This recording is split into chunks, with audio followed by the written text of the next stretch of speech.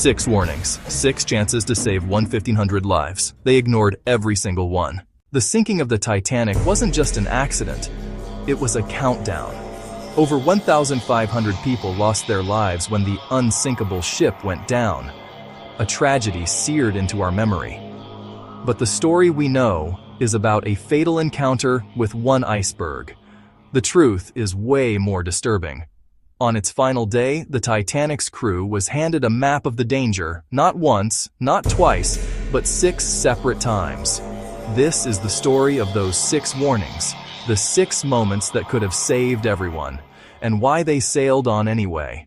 The final day for the Titanic started like any other on its maiden voyage. Calm, routine, filled with quiet confidence. You're on the largest moving object man had ever built.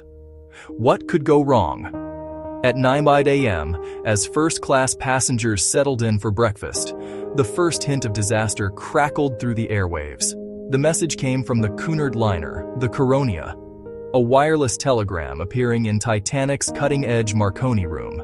The text was simple: Bergs, growlers, and field ice, followed by coordinates. Standard professional courtesy between ships in the North Atlantic, where waters in April were unusually packed with ice that year. This first warning was received and acknowledged by Captain Edward J. Smith, posted in the chart room for officers to see. On paper, everything was by the book. But this is where the story of Titanic's downfall really begins. The warning was noted, but not felt. No urgency. An iceberg warning treated like a traffic ahead sign on a highway. You notice it, but don't slam the brakes. The ship's speed wasn't reduced. Titanic kept pushing forward at 22 knots, chasing an early arrival in New York that would make headlines. Company chairman J. Bruce Ismay was on board, and by all accounts eager to show off what his new marvel could do. The warning was for an area they wouldn't reach for hours. To the officers, it was a problem for a later watch. The sky was clear. The ocean was calm. The ship was an invincible fortress of steel. The first domino was set, but no one imagined it was about to fall. As the day wore on, the sky stayed clear, but the air carried a sharp, unusual chill. By lunchtime, the wireless room was buzzing again. At 1:42 p.m., a message came from another White Star liner, the RMS Baltic. This wasn't generic. It was relayed from the Greek steamer Atheniai and was much more specific. Passing icebergs and large quantities of field ice at coordinates much closer to Titanic's path. The message was taken directly to Captain Smith. He acknowledged it, then showed it to J. Bruce Ismay. Solid proof the ice from the morning was real, that other ships were already navigating it. According to testimony, Ismay just glanced at it, put it in his pocket, and went on with his day. Minutes later, around 1:45 p.m., a third warning came from the German ship SS Amerika. 2 large icebergs just south of the Baltic's report. Crucial information: the ice wasn't a single berg, but a whole field they were steaming toward. But here, a critical failure happened. The Amerika's message wasn't addressed to Titanic. It was for the U.S. Hydrographic Office that Titanic's operators were asked to pass along. Since it wasn't a direct ship-to-ship safety warning, it wasn't given priority. It never made it to Captain Smith or the bridge. The wireless operators worked for the Marconi Company, not White Star Line. Their main job? Sending personal messages for wealthy passengers. A backlog of lucrative telegrams was already piling up. In response to the Baltic warning, the only afternoon message he saw, Captain Smith made a small course correction, steering slightly south. But he never ordered a speed reduction. The ship, a 46,000-ton projectile, kept thundering toward the ice field's heart. Pause. 3 warnings down. The danger picture was getting clearer. The response? Tragically casual. Chapter marker. Warnings. Durga 4 and number 5. Evening alarms. Mid-roll rehook. Music, dramatic pause, clock ticking. Visual, sun setting, temperature gauge dropping. On-screen text. 3 more warnings coming.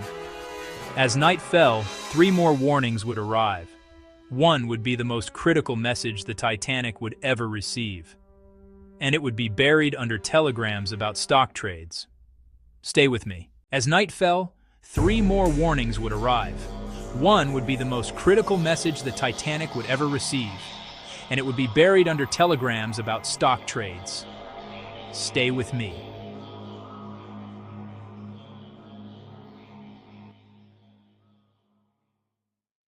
As dusk fell, the temperature plunged. At 7:30 p.m., the SS Californian, a ship that would become controversial in this disaster, radioed in. Its operator reported seeing 3 large bergs directly ahead. This message was received by junior wireless operator Harold Bride, who took it to the bridge. The officers on watch saw it. They now knew another ship not far ahead was already in the ice. Captain Smith was reportedly at a dinner party with first-class passengers and wasn't immediately informed. The ship's relentless pace continued. The water was eerily calm, which ironically made it more dangerous. Without waves, there'd be no whitewater breaking at an iceberg's base, making it almost invisible in the moonless night. Then, at 9:40 p.m., the 5th and arguably most critical warning arrived from the steamship SS Mesaba. This message wasn't vague. It was a direct, screaming alert. It read, "Saw much heavy pack ice and great number large icebergs, also field ice," with precise coordinates for a massive ice field stretching for miles, lying directly in Titanic's path.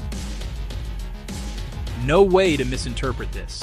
The maritime equivalent of a giant red stop sign. The Mesaba was telling Titanic they were sailing straight into a dense, dangerous ice region. But the message never reached the bridge. Senior wireless operator Jack Phillips was on duty, swamped. The ship's wireless had broken down earlier. He was desperately trying to clear a huge backlog of passengers' personal messages for the powerful relay station at Cape Race, Newfoundland. He saw the Mesaba's warning, acknowledged it, then set it aside. Buried under telegrams about stock trades and travel plans, the most important message the Titanic would ever receive was lost. Fatal mistake. The bridge remained clueless that they were minutes away from entering the exact ice-choked area the Mesaba had described. 4 warnings in, momentum unbroken. The 5th was the clearest, and it vanished into the noise. Minutes from disaster, on a night that hid everything that mattered. The night got colder. The sea was like a sheet of black glass. Aboard the SS Californian, Captain Stanley Lord had made a tough but correct call. Surrounded by ice, he ordered his ship to stop for the night. Too dangerous to go on. Around 10:55 p.m., the Californian's wireless operator, Cyril Evans, decided to send a friendly heads-up. The signal was incredibly strong. They were so close. "Say, old man, we are stopped and surrounded by ice." On the other end was Jack Phillips, still buried in his backlog for Cape Race. Evans's powerful signal blasted into his ears, interrupting him. Stressed and annoyed, Phillips didn't hear a warning. He heard an interruption. His response was sharp and dismissive. Shut up, shut up. I am busy. I'm working, Cape Race." Stung by the rebuke, Cyril Evans listened for a few more minutes. Then, around 11:35 p.m., he did what any operator would do at the end of a long shift. He turned off his equipment and went to bed. The one ship that was closest, stuck in the ice, was now silent. The 6th and final warning wasn't just ignored, it was angrily shut down. Just 5 minutes later, 11:40 p.m. Lookout Frederick Fleet peered into darkness from the crow's nest. His eyes, without the ship's missing binoculars, suddenly widened. Dead ahead, a dark mass loomed out of the Black Sea.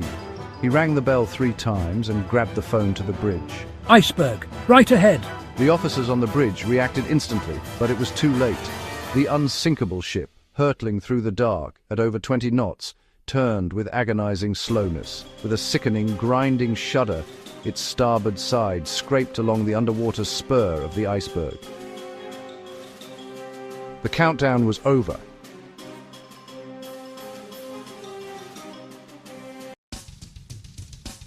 The 6 warnings sent to the Titanic on April 14, 1912, don't paint a picture of a freak accident. They paint a picture of a disaster that was entirely preventable. From the casual morning report to the final angry dismissal, each message was a chance to slow down, change course, and save the 1,500+ people who would soon be lost.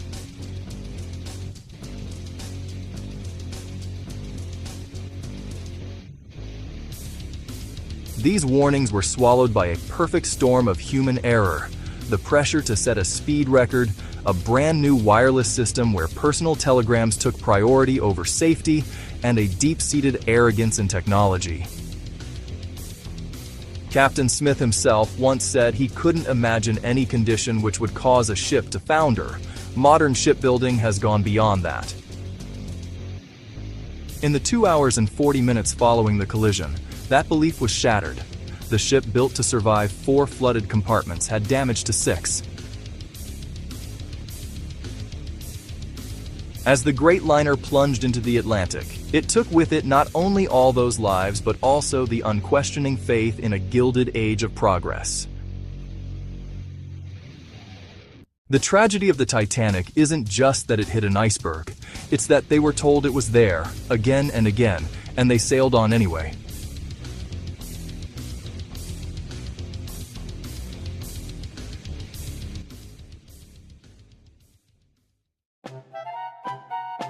The story of the Titanic is a powerful reminder of how small oversights can lead to devastating consequences. These forgotten pieces of history are all around us, waiting to be uncovered. If you find these deep dives into the past as fascinating as we do, subscribe to History Unlocked and hit that notification bell. We're uncovering the untold stories that shaped our world. What other historical disasters could have been prevented? Share your thoughts below. Until next time, learn from the past.